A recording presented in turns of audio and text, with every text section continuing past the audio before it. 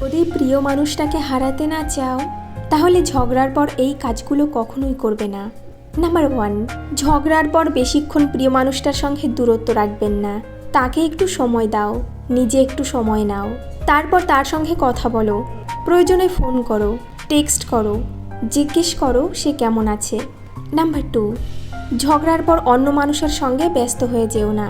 যার সঙ্গে ঝগড়া হয়েছে সে মানুষটা চাইছে তুমি তাকে নক করো, তার একটু খোঁজ নাও, কারণ সেই মানুষটা তোমাকে মিস করছে।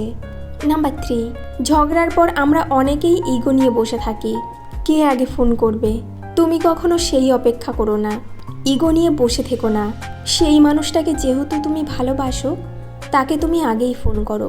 নাম্বার 4, ঝগড়ার সময় সেই মানুষটার দুর্বলতায় আঘাত দিও না, কারণ মানুষ তাদের দুর্বলতার আঘাত সহ্য করতে পারে না। প্রিয় মানুষটাকে সম্মান করতে শেখো। দুটো মানুষ যতই ম্যাচিউর হোক না কেন তাদের মধ্যে ঝগড়া হতেই পারে,